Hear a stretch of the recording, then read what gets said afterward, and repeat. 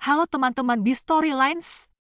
Senang banget bisa kembali bertemu dengan kalian di lanjutan cerita Forbidden Love 1929. Di episode pertama bagian kedua ini, kisah cinta yang terlarang semakin memanas dan siap membawa kita ke dalam emosi yang tak terduga. Jadi, pastikan kalian siap untuk terus mengikuti setiap detik dari perjalanan mereka. Jangan lupa untuk like, komen, dan subscribe supaya kita bisa terus berbagi cerita seru bersama. Yuk, kita mulai. Profesor mengatakan kepada polisi bahwa pada malam pembunuhan itu, dia telah tinggal sampai larut malam di kantor. Dia tidak pulang hingga pukul 7 atau 8 malam. Dia kemudian pergi ke country club untuk membeli beberapa kacamata menembak, dan kemudian dia membeli koran dalam perjalanan pulang. Dia bertemu dengan istrinya di rumah sekitar pukul 21.30. Profesor Snow percaya bahwa penjaga malam sekolah dapat mengonfirmasi kepada polisi bahwa dia memang berada di kantor, dan orang lain yang berada di tempat pemberhentiannya juga akan melakukan hal yang sama untuk menceritakan pergerakannya. Para petugas akan mulai memverifikasi pernyataan profesor, tetapi detektif Schellenberger menerima panggilan telepon yang menarik dari kantor Corner. Seorang pria baru saja meninggalkan kantornya, dia meminta untuk melihat mayat Theora Hicks. Pria itu sangat sedih dengan kematiannya dan menyatakan bahwa dia mengenalnya dengan baik. Namanya Marian Mears, dan dia cocok dengan deskripsi orang yang sedikit lebih dekat dengan usianya yang baru-baru ini terlihat bersama Nyonya Hicks. Jadi detektif mengirim petugas untuk mencari Tuan Mears. Ten Mears adalah seorang pegawai negeri. Dia bekerja di Departemen Pertanian Negara Bagian dan melakukan penelitian di Universitas Negeri Ohio. Mereka akan mulai dari sana untuk mencari tahu di mana dia tinggal selama melakukan penelitian. Detektif Schellenberger pergi ke kantor sang profesor dan berbicara dengan para stafnya. Mereka tidak bekerja selarut profesor, jadi mereka tidak bisa mengatakan apakah profesor memang lembur di kantor. Detektif itu kemudian menanyakan kepada para staf tentang apa yang mereka ketahui tentang pergerakan profesor hari ini. Dan saat itulah mereka memberikan beberapa informasi yang menarik. Anda lihat pagi itu ketika profesor pertama kali masuk untuk hari itu. Dia menyuruh stafnya untuk merawat dan membersihkan mobilnya. Bukan hal yang aneh baginya untuk menyuruh mereka melakukannya, tapi ini adalah hal pertama yang dia minta mereka lakukan untuk hari itu. Sekarang, mobil profesor telah ditinggalkan di lapangan tembak tempat mereka menjemputnya. Jadi detektif Schellenberger kemudian kembali ke kantor polisi untuk mengambil kunci mobil tersebut, dan kemudian dia mulai mendapatkan surat perintah untuk menggeledah kendaraan profesor dan kendaraan Tuan Mears. Sementara itu, petugas menemukan Marian Mears, dia seorang pegawai negeri. Dia tinggal di dormitori kampus. Dia ditangkap karena dicurigai, dan dibawa ke kantor polisi untuk diinterogasi. Sepanjang waktu dia memohon kepada petugas bahwa dia tidak ada hubungannya dengan pembunuhan itu, tetapi mereka menyuruhnya untuk bekerja sama, dan jika dia tidak ada hubungannya, dia tidak perlu khawatir. Ketika Tuan Mears tiba di kantor polisi, detektif Schellenberger langsung mewawancarainya. Ketika ditanya tentang hubungannya dengan Nyonya Hicks, dia mengatakan bahwa dia pernah menjadi teman dekatnya 2 tahun yang lalu, tetapi persahabatan mereka telah mendingin.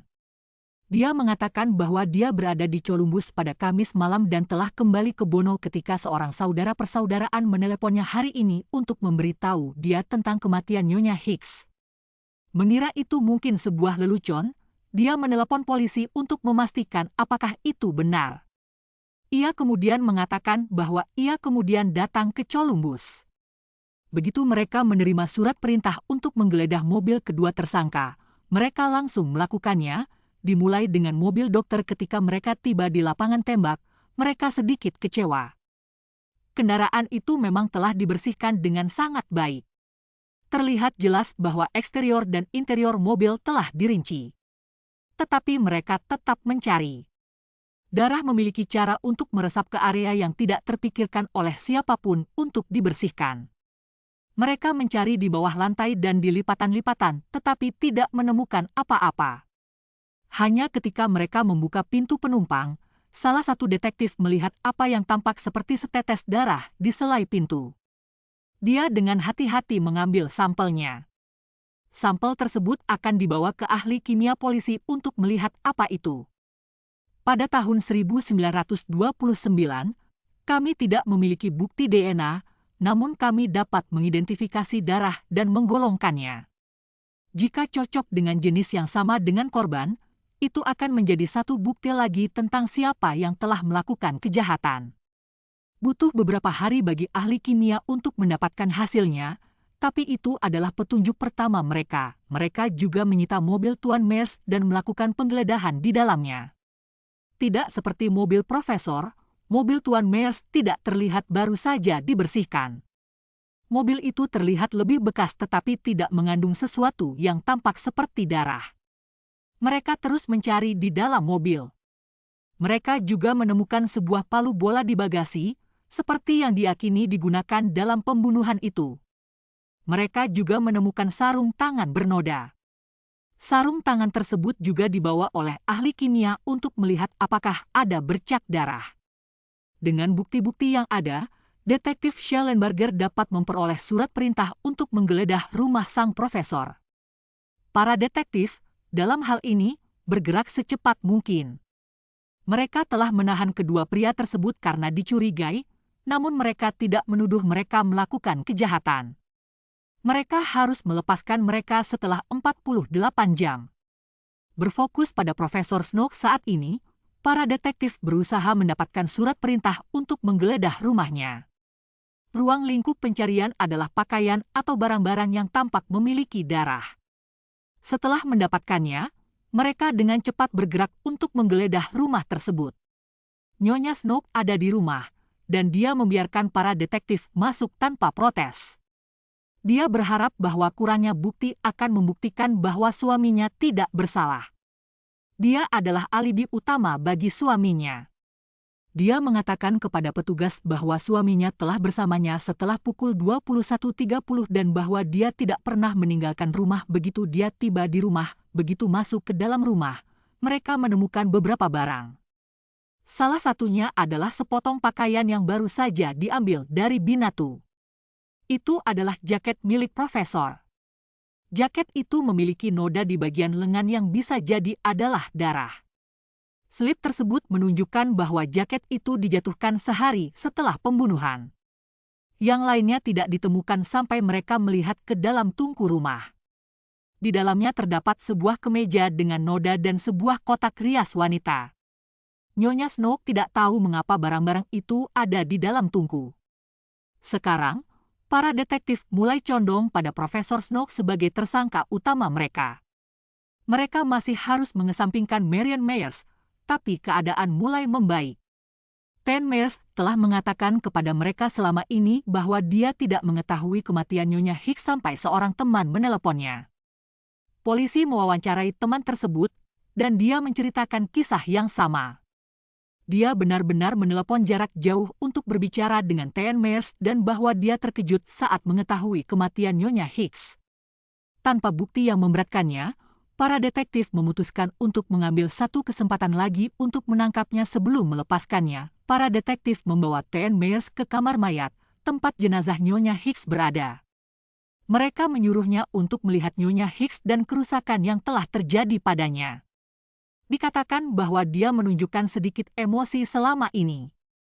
Ketika dia tidak menangis dan memberitahu mereka lebih banyak informasi, para detektif melepaskannya. Dalam perjalanan keluar dari kantor polisi, Tuan Mears tidak banyak bicara saat masuk ke dalam mobilnya.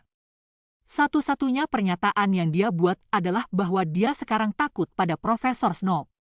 Sekarang hanya dengan satu tersangka.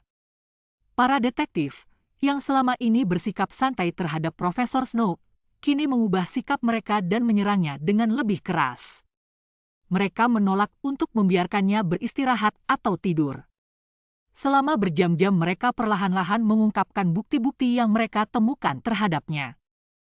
Pertama, mereka mengatakan apa yang mereka yakini, bahwa dia membunuh Nyonya Hicks dan kemudian membawa mayatnya ke tempat latihan menembak. Mereka mengira bahwa noda seperti darah di mobilnya berasal dari profesor yang menutup pintu mobilnya ketika dia mencoba melarikan diri. Dia mengalami luka di tangannya yang terlihat seperti bekas terjepit pintu. Para detektif kemudian menunjukkan kepadanya pakaian yang hangus yang tidak terbakar secara menyeluruh di dalam tungku dan jaket yang sudah dibersihkan yang terlihat memiliki noda darah. Namun, saat mereka membawa setiap barang bukti keluar, tampaknya tidak membuat profesor terpengaruh. Dia duduk di sana, tidak bergerak dan tidak tertarik dengan apa yang mereka katakan. Namun hal berikutnya yang diungkapkan oleh para detektif mengubah semua itu. Karena mereka memiliki saksi baru yang datang. Siapakah saksi ini? Tunggu kelanjutan ceritanya di episode 2. Hanya di channel B Storylines.